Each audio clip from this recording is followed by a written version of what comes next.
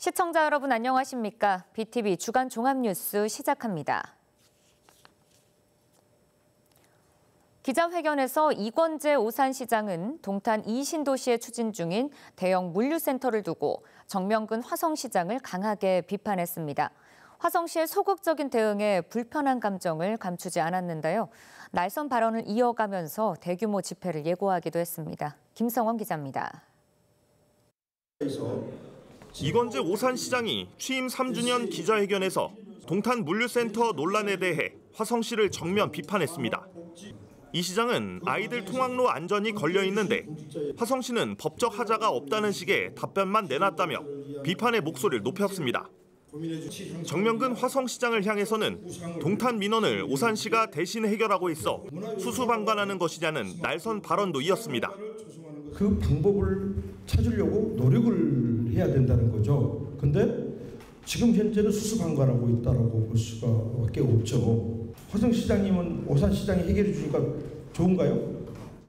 이 시장은 본인을 밟고 가지 않는 이상 물류센터는 설치되지 않을 것이라고 단호한 입장을 재확인했습니다.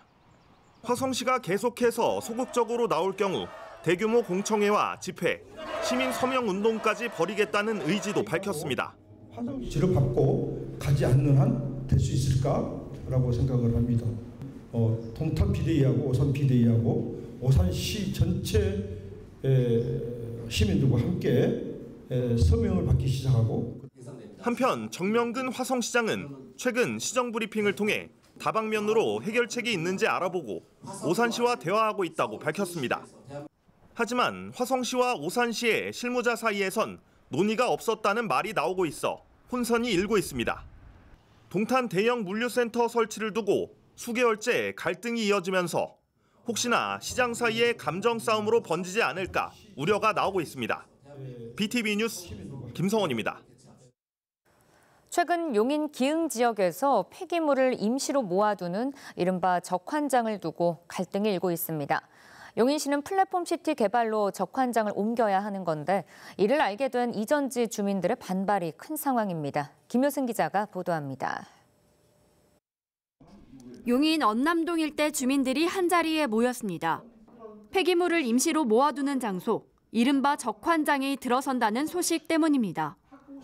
주민들은 인근에 학교가 자리한 데다 지자체에 제대로 된 설명도 없었다고 목소리를 높이고 있습니다. 저희 주민들은 아직까지 제대로 설명을 듣지 못했고요. 계속 용인시가 변명만 늘어놓고 계속 그냥 미화원 휴게실이다. 우선 이 토지가 왜 이렇게 불법적으로 활용됐는지 시에서 규명을 해주었으면 좋겠습니다. 적환장 이전 소식이 주민들에게 알려진 건 6월 하순입니다. 용인시가 언남동 16-3번지 일대에 폐기물 처리 시설을 만들겠다고 공고를 낸 겁니다. 용인시는 면적 12,000여 제곱미터, 3,600평 공간에서 매트리스나 의자를 비롯한 대형 폐기물을 분리 선별한다는 계획입니다.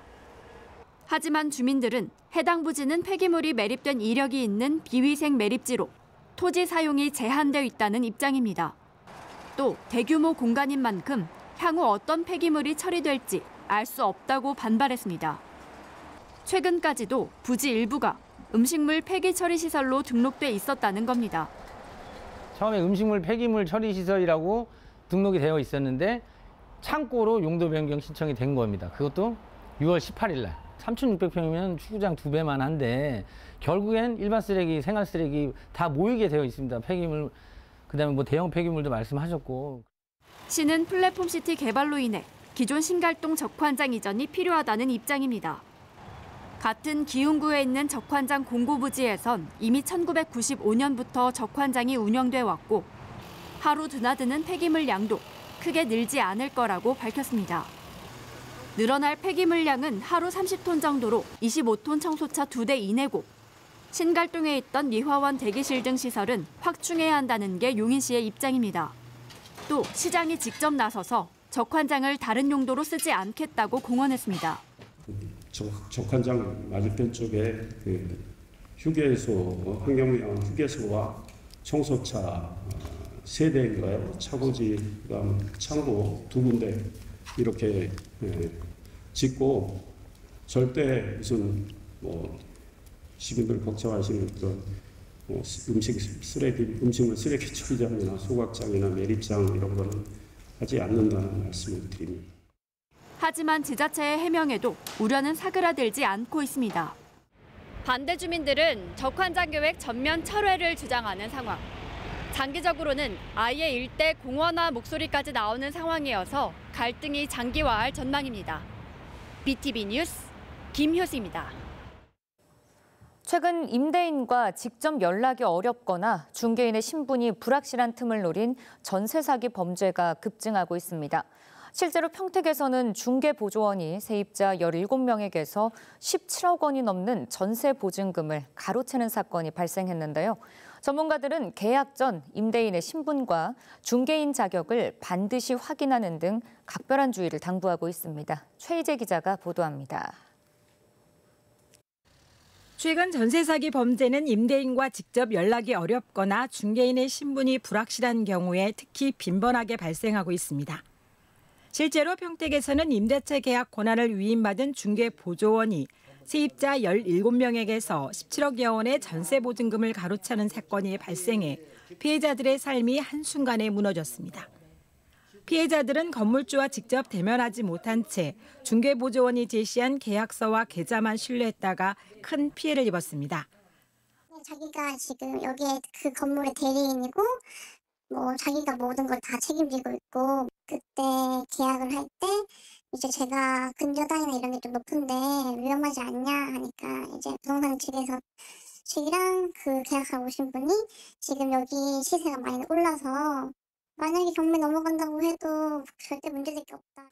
하지만 집주인과 직접 연락이 어려웠고 계약 이후 중개보조원이 잠적해 더 큰 혼란에 빠졌습니다. 집주인은 그 뒤로도 미국에 살고 있어서 따로 연락을 해보려고 해도 연락처를 잘 몰라서 연락이 잘 안 되고 이제 그 대리인은 갑자기 그때 이후로 그냥 핸드폰을 없애고 잠적을 하는 상황이었죠. 이처럼 최근에는 중개보조원, 무자격자, 명의도용 등 다양한 수법이 등장해 전세 사기가 점점 더 진홍화되고 있습니다. 그럼에도 불구하고 전세 사기 피해자는 특별법에 따라 피해자로 인정받아야 법적 보호를 받을 수 있는데 인정 기준이 엄격해 많은 피해자가 지원 대상에서 배제되고 있습니다. 또한 현행법상 피해자는 경매나 공매를 통해 보증금을 회수할 수 있어 회복까지 오랜 시간이 걸리면서 불안이 커지고 있습니다. 법이 바뀌지 않고서는 일반 시민들은 방법이 없을 것 같은데 피해 방법이 없고 주의한다고 알아본다고 해도 중개사 쪽에서 작정하고 속이거나 이러면은 피할 방법이 없는 것 같습니다. 지금 집주인도 피해자라고 그러고 중간에서 집주인과 계약한 사람 사이에서 속여버리면은 서류로도 다 어떻게 확인이 안 되더라고요. 이 같은 상황에서 경찰과 전문가들은 임대차 계약 과정에서 각별한 주의를 당부합니다. 계약 전 임대인과 직접 연락해 신분을 확인하고 중개인이 정식 자격을 갖췄는지 반드시 확인해야 합니다. 전세 보증금 보증보험에 가입한 것도 피해 예방에 큰 도움이 됩니다. 다가구 주택 같은 경우는 가구 수가 많아요. 그에 따른 그 확정일자, 옛날에는 전세권 설정을 하고 그러는데 요즘 확정일자를 거진 다 받지 않습니까? 그럼 눈에 보이지가 않아요. 등기부 등본에는. 그럼 동사무소에 가셔가지고 확정일자 내역을 확인하신 다음에 그에 따른 권리분수가 판단하시는 게 최고 중요합니다. 임대인의 재산이나 부채가 불투명하다면 계약을 서두르지 않는 것도 중요합니다. 전세보증금 사기는 이미 사회적 재난으로 확산되고 있습니다. 피해를 예방하기 위해서는 피해자 스스로도 경각심을 갖고 모든 절차를 꼼꼼히 확인하는 노력이 필요합니다. BTV 뉴스 최희재입니다. 군포시 3번동에 있는 옛 수리파출소 건물이 2년 가까이 방치되면서 도시 미관을 해치고 있다는 지적에 잇따르고 있습니다. 군포시의회는 관리 주체인 한국자산관리공사에 신속한 정비를 요청했는데요. 권예솔 기자의 보도입니다. 아파트 단지 사이 굳게 닫힌 철문 너머로 낡은 건물 한 채가 서 있습니다. 먼지 쌓인 창문과 곳곳에 도색이 벗겨져 시멘트가 드러난 외벽. 간판도 없이 덩그러니 남겨진 건물은 한눈에 봐도 오랜 시간 방치됐음을 말해줍니다. 한때 동네를 지키는 파출소였지만 지금은 오가는 시민들 사이에서 흉물로 불립니다. 지난 2022년까지 군포 문화도시 지원센터로 이후에는 잠시 지구대로 쓰였지만 현재는 2년 가까이 방치된 상태입니다. 여기 저녁에 오면은 고양이들도 좀 많이 있고 여기가 사실은 파출소잖아요. 옛날 말로 파출소인데 실질적으로 여기가 우범지대처럼 보여요. 여기가 굉장히 건물도 저렇게 생겼고 그래서 이게 우리 8단지는 여기 빼고는 지금 초막골도 있고 중앙도서관도 있고 굉장히 다 미관상 아름답게 다 해놨는데 이것 때문에 굉장히 불편하죠. 주변은 행정복지센터와 학교, 공원 등이 있어 유동인구가 많은 지역입니다. 주민들은 낡은 건물 하나가 도심 속 5개 T로 남았다며 민원을 제기하고 있습니다. 하지만 건물과 부지 모두 한국자산관리공사 캠코 소유인 탓에 군포시가 나설 수도 없는 상황입니다. 이에 군포시 의회는 해당 건물이 도시 미관을 해치고 있다며 관리 주체인 캠코에 신속한 정비를 공식적으로 요청했습니다. 캠코에서 좀 적극적으로 공공성과 시급성을 따져가지고 환경 개선을 해줬으면 좋겠고 그게 안 되면은 좀 더 다양한 합의점을 좀 찾았으면 좋겠는데 그 합의점 중 하나가 지금 여기 주차장 같은 경우에도 저희 시에서 좀 활용을 할 수 있는 그런 방안을 같이 좀 모색을 하는 게 좋지 않을까 생각하고 있습니다. 시의회는 외벽 정리 등 최소한의 경관 개선 조치부터라도 적극 협의해 나가겠다는 계획입니다. 한때 지역 치안을 책임졌던 공간이 이제는 애물단지가 되어버렸습니다. 다시 도심의 활력을 불어넣는 공간이 될 수 있을지 기대해봅니다. BTV 뉴스 권예솔입니다. 지난 90년대 가장 큰 화재 사건으로 기록되고 있는 화성 시랜드 참사를 기리는 추모공원이 조성됐습니다. 참사 당시 19명의 어린이와 교사 등 무려 23명이 희생됐는데요. 희생자를 추모하는 공간을 마련하는 데는 26년이 걸렸습니다. 보도에 김성원 기자입니다. 화성시 서신면 100mm. 시랜드 참사가 있었던 장소에 26년 만에 추모공원이 조성됐습니다. 희생자들의 사진과 함께 차려진 분향소에 국화꽃이 놓였습니다. 그 앞에 선 유족들은 끝내 참았던 눈물을 쏟았습니다. 추모제에는 참사로 희생된 어린이들과 인솔 교사들의 유족과 시민들이 함께했습니다. 긴 시간이 흘렀지만 유족들의 슬픔은 여전히 깊었습니다.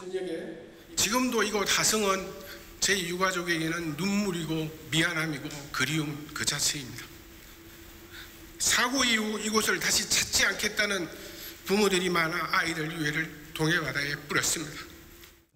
시랜드 화재 참사는 지난 1999년 6월 수련원에서 불이 나 수학여행 중이던 유치원생 19명과 교사 4명이 목숨을 잃었습니다.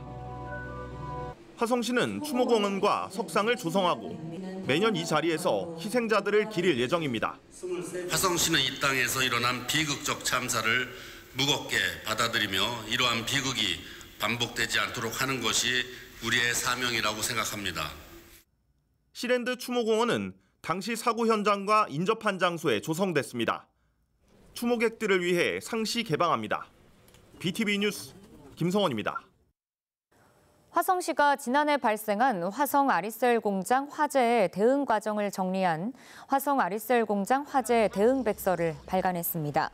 백서는 화재 발생 개요를 비롯해서 초기 현장 대응과 유가족 지원, 현장 인터뷰 등 6개 단락으로 구성됐습니다.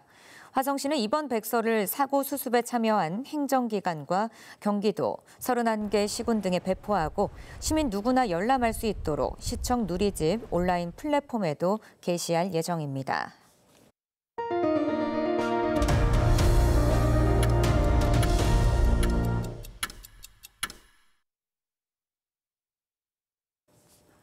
지난해에는 9월까지 폭염이 이어지면서 체감적으로 여름이 더 길었는데요. 올해도 폭염과 폭우가 이어질 것이라는 걱정이 큽니다. 7월 말에는 집중호우도 예상되면서 이번 여름나기도 험난할 것으로 보입니다. 백창현 기자입니다. 전국 48명의 온열 질환 사망자를 발생시킨 2018년 폭염. 한 해에만 폭염이 38일 발생하면서 역사상 가장 많은 횟수를 기록했습니다. 수원시정연구소의 분석에 따르면 지난 30년간 수원에서 발생한 폭염은 총 374일. 이 중 10%가 2018년에 발생했습니다. 30년간 폭염 중 절반이 최근 10년 안에 생긴 겁니다. 특히 지난해는 폭염 일수는 적었지만 최장 기간인 9월까지 이어지면서 체감 기간도 가장 길었습니다. 이 때문에 온열 질환으로 사망한 수도 2018년에 이어 두 번째인 34명에 달했습니다. 수원시정연구원은 올해 여름도 지난해처럼 9월까지 더위가 지속될 것으로 보인다며 폭염 대책 역시 변화해야 된다고 설명합니다. 우리가 하고 있는 이런 대책들이 그동안에는 보통 8월까지 하는 그런 대책 이렇게 했기 때문에 폭염이 길어진 거에 대해서 사전에 대비를 하지 않으면 이제 그 시기에 어떤 그 대책이 적절하게 나올 수가 없기 때문에 한 해 한 해 점점 뜨거워지는 날씨, 기후변화로 인한 이상고온이 갈수록 심각해지고 있는데요. 이런 기후변화는 폭염뿐만 아니라 폭우에도 영향을 끼치고 있습니다. 지난 20일 극한호우로 피해를 입은 경기 북부에 비해 경기 남부는 상대적으로 적은 비가 왔지만 안심할 상황은 아닙니다. 수원시정연구원에 따르면 수원시에서 발생한 집중호우는 50년간 161일 발생했고 이 중 절반은 7월 중순에 발생했습니다. 올해도 7월 중순에 집중호우 또는 극한호우가 발생할 확률이 높은 것으로 분석된 겁니다.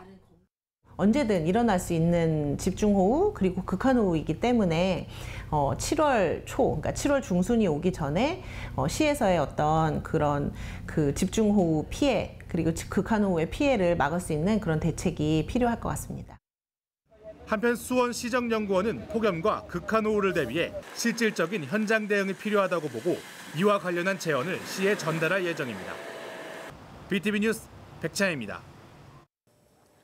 SK 브로드밴드와 한국농수산식품유통공사가 업무 협약을 맺고 양 기관의 전문성과 인프라를 바탕으로 지역 경제 활성화에 나섭니다.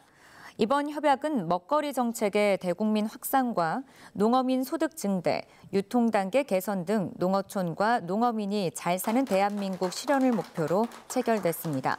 협약에 따라서 한국농수산식품유통공사는 우수한 품질에도 판로 개척에 어려움을 겪고 있는 지역 생산자를 추천하고 SK브로드밴드는 지역 방송 채널 BTV를 통해서 커머스 방송으로 해당 제품을 판매합니다.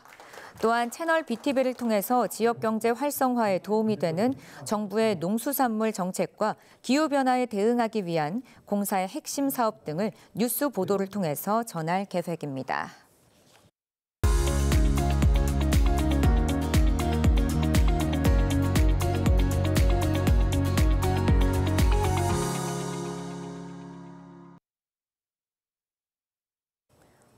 한 주간의 우리 지역 사건, 사고 소식을 들어보는 경기 119 브리핑 시간입니다. 경기도 소방재난본부 마혜리 소방교와 함께합니다.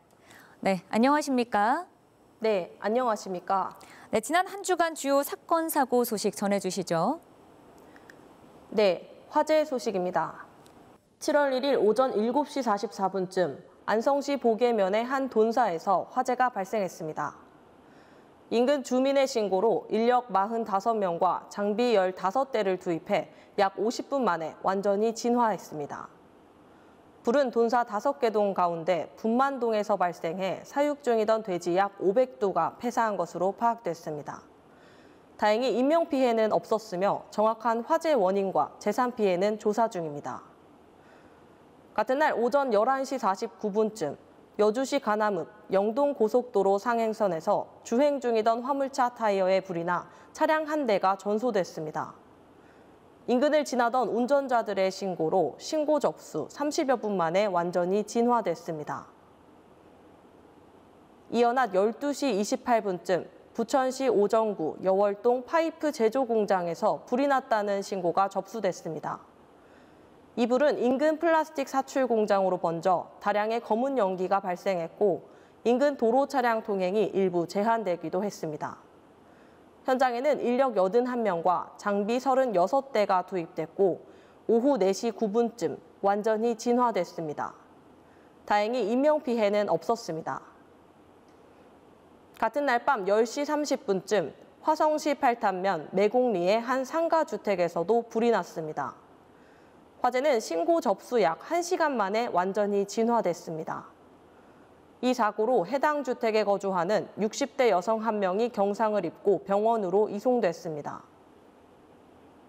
에어컨 전선에서 불꽃이 튀는 것을 보았다는 거주자의 말을 토대로 전선 과부하로 인한 화재 가능성에 무게를 두고 원인을 조사 중입니다. 여름철 에어컨 사용이 늘어나면서 관련 화재도 함께 증가하고 있습니다. 냉방기 사용 시 각별한 주의가 필요합니다. 에어컨은 반드시 전용 콘센트를 사용하고 멀티탭 사용은 피해야 합니다. 또한 전선이 꼬이거나 콘센트 주변에 먼지가 쌓이는 경우 화재로 이어질 수 있어 정기적인 점검이 필요합니다. 여름철 화재를 예방하기 위해 여러분의 각별한 주의를 당부드립니다. 고맙습니다. 이상으로 BTV 주간 종합뉴스 마칩니다. 시청해주신 여러분 고맙습니다.